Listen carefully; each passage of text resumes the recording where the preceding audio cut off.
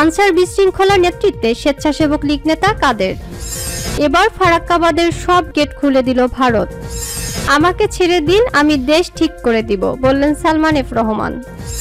হত্যা মামলায় ইনু গ্রেপ্তার, নেওয়া হয়েছে ডিবি কার্যালয়ে। আসসালামু আলাইকুম দর্শক, আমাদের হাতে থাকা সর্বশেষ সংবাদে আপনাদের স্বাগত। এতক্ষণ শুনছিলেন সংবাদ শিরোনাম, এবারে থাকছে বিস্তারিত। আনসার বিশৃঙ্খলার নেতৃত্বে স্বেচ্ছাসেবক লীগ নেতা কাদের চাকরি জাতীয়করণের দাবিতে গত কয়েকদিন ধরেই আনসার ও গ্রাম প্রতিরক্ষা বাহিনীর সদস্যরা আন্দোলন করে আসছিলেন।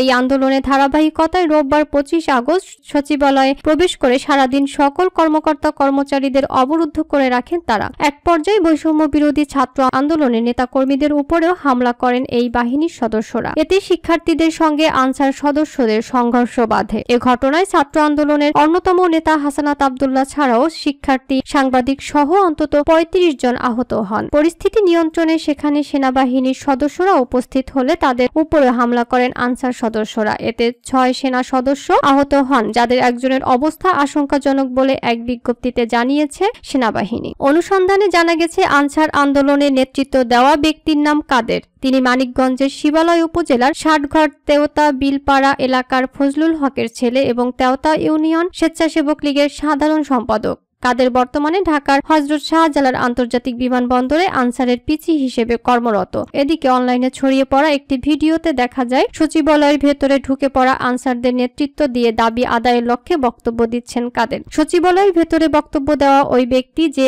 আনসার সদস্য কাদের, সেটি স্থানীয় ইউপি সদস্য দেলোয়ার হোসেন ও প্রতিবেশী শফিউদ্দিন বিশ্বাস নিশ্চিত করেছেন। শফিউদ্দিন বিশ্বাস বলেন, কাদের দীর্ঘদিন ধরে আওয়ামী লীগের রাজনীতির সঙ্গে জড়িত। সে আনসারও চাকরি করছেন এবং ইউনিয়ন স্বেচ্ছাসেবক লীগের সাধারণ সম্পাদক। আন্দোলনে নেতৃত্ব দেওয়ার ভিডিও দেখার পর নিশ্চিত হয়েছেন জানিয়ে শফিউদ্দিন আরও বলেন, ইউনিয়নের বিভিন্ন সময় ভিন্ন মতের লোকজনদেরকে নানাভাবে হয়রানিও করছেন কাদের। ইউনিয়ন পরিষদ ইউপি সদস্য দেলোয়ার হোসেন বলেন, কাদের ইউনিয়ন স্বেচ্ছাসেবক লীগের সাধারণ সম্পাদক। সে আনসার বাহিনীতে চাকরি করেন। প্রায় 10 বছর আগে সে আনসার বাহিনীতে চাকরিতে ঢুকেছে। এদিকে কাদের স্বেচ্ছাসেবক লীগের রাজনীতি করেন কিনা জানতে চাইলে তিনি তার রাজনৈতিক পরিচয় গোপন রাখার জন্য এই প্রতিবেদকের কাছে কাকুতি মিনতি করেন। বৈষম্য বিরোধী ছাত্র আন্দোলনের উপজেলা নেতৃবৃন্দরা জানান, কাদেরের মতো আনসাররা ঘাপটি মেরে থেকে ষড়যন্ত্র করছিল, তাদের বিচারের আওতায় আনার দাবি তাদের।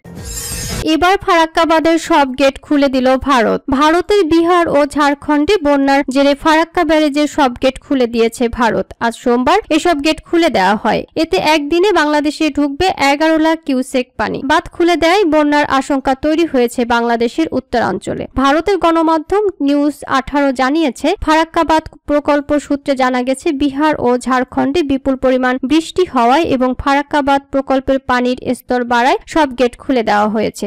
যে পরিমাণ পানি আসছে সেই পরিমাণ পানি ছাড়া হয়েছে। ইতোমধ্যে 77.34 ডেঞ্জার লেভেল অতিক্রম করেছে। ফারাক্কা ব্যারেজে পানি ধরে রাখার ক্ষমতা নেই, ফলে পানি ছাড়তে বাধ্য হচ্ছে তারা। পানি না ছাড়া হলে ফারাক্কা ব্যারেজ ক্ষতিগ্রস্ত হওয়ার আশঙ্কা রয়েছে। ফারাক্কা ব্যারেজ থেকে পানি ছাড়ার কারণে বাংলাদেশ প্লাবিত হচ্ছে বলে দাবি করা হয়েছে বাংলাদেশের পক্ষ থেকে। এদিকে টানা বৃষ্টি ও ভারত থেকে নেমে আসা পাহাড়ি ঢলে আকস্মিক বন্যার কবলে পড়েছে বাংলাদেশের পূর্বাঞ্চল। বন্যায় বাস্তুচ্যুত হয়েছে লাখো মানুষ। প্লাবনে প্রাণ হারিয়েছে অন্তত 23 জন। ভারতের ত্রিপুরা রাজ্যের ডুম্বুর পানি বিদ্যুৎ প্রকল্পের বাঁধ খুলে দেয়ায় বাংলাদেশে এই আকস্মিক বন্যার সৃষ্টি হয়েছে।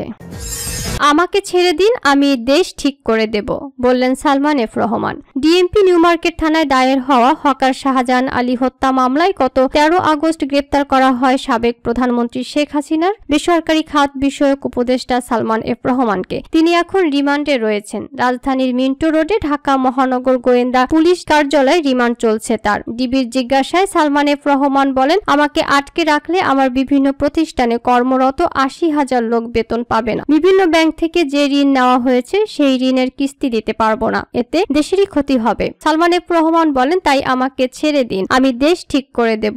এ সময় ডিবি কর্মকর্তা বলেন, আপনি ঠিক করলে এখানেই করুন, কোর্টে গিয়ে কথা বলুন, কিন্তু আপনাকে ছাড়া হবে না। একের পর এক মামলায় কমপক্ষে 1 বছর আপনাকে রিমান্ডে থাকতে হবে।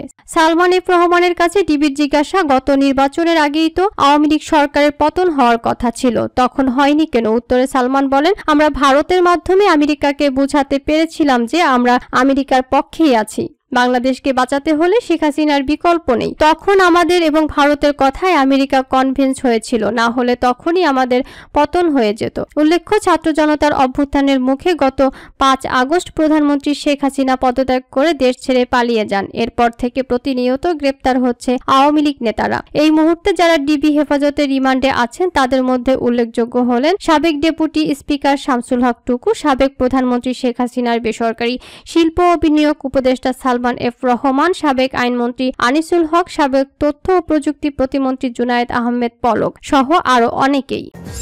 হত্যা মামলায় ইনু গ্রেপ্তার, নেওয়া হয়েছে ডিবি কার্যালয়ে। 14 দলের অন্যতম শরিক জাতীয় সমাজতান্ত্রিক দলের সভাপতি ও সাবেক মন্ত্রী হাসানুল হক ইনুকে গ্রেপ্তার করা হয়েছে। সোমবার রাজধানীর উত্তরার একটি বাসা থেকে তাকে আটকের পর নিউমার্কেট থানার একটি হত্যা মামলায় গ্রেপ্তার দেখানো হয়। গত 21 আগস্ট তার বিরুদ্ধে হত্যা মামলা হয়। জানা গেছে, গ্রেপ্তারের পর মাইক্রোবাসে করে তাকে ডিবি কার্যালয়ে নেওয়া হয়। ইনুর বিরুদ্ধে একাধিক মামলা রয়েছে। এসব অভিযোগে তার সংশ্লিষ্টতার বিষয়ে ব্যাপক জিজ্ঞাসাবাদ করা হচ্ছে। সাবেক তথ্যমন্ত্রী হাসানুল হক ইনু আওয়ামী লীগ নেতৃত্বাধীন রাজনৈতিক জোট কেন্দ্রীয় 14 দলের অন্যতম গুরুত্বপূর্ণ নেতা। এর আগে গত 22 আগস্ট কেন্দ্রীয় 14 দলের আরেক গুরুত্বপূর্ণ নেতা বাংলাদেশের ওয়ার্কার্স পার্টির সভাপতি রাশেদ খান মেননও গ্রেপ্তার হন। গত 5 আগস্ট ছাত্র জনতার তীব্র গণ আন্দোলনের মুখে প্রধানমন্ত্রী পদ থেকে পদত্যাগ করে দেশ ছাড়েন আওয়ামী লীগ সভাপতি শেখ হাসিনা। এর মাধ্যমে তার 15.5 বছরের শাসনের অবসান হয়। তিনি বর্তমানে ভারতে অবস্থান করছেন। সরকারের পতনের পর শেখ হাসিনা সহ সাবেক মন্ত্রী, প্রতিমন্ত্রী ও আওয়ামী লীগ নেতাকর্মীদের নামে বেশ কয়েকটি হত্যা মামলা হয়েছে। 14 দল নেতা রাশেদ খান মেনন ও জাতীয় সমাজতান্ত্রিক দলের সভাপতি হাসানুল হক ইনুর নামেও হত্যা মামলা হয়েছে। আন্তর্জাতিক অপরাধ ট্রাইব্যুনালেও সাবেক প্রধানমন্ত্রী শেখ হাসিনা ও তার মন্ত্রিসভা সদস্যদের নামে গণহত্যার অভিযোগ করা হয়েছে। এসব মামলায় এরই মধ্যে গ্রেপ্তার হয়েছেন ক্ষমতাচ্যুত সরকারের বেশ কয়েকজন মন্ত্রী, প্রতিমন্ত্রী। এর মধ্যে আছেন আওয়ামী লীগের যুগ্ম সাধারণ সম্পাদক ও সাবেক সমাজকল্যাণ মন্ত্রী দীপু মনি, সাবেক আইনমন্ত্রী আনিসুল হক, সাবেক প্রধানমন্ত্রী উপদেষ্টা সালমান এফ রহমান, সাবেক পাটমন্ত্রী গোলাম দস্তগীর গাজী, সাবেক ডেপুটি স্পিকার শামসুল হক টুকু এবং সাবেক প্রতিমন্ত্রী জুনায়েদ আহমেদ পলক এবং সাবেক উপমন্ত্রী আরিফ খান সহ অনেকেই।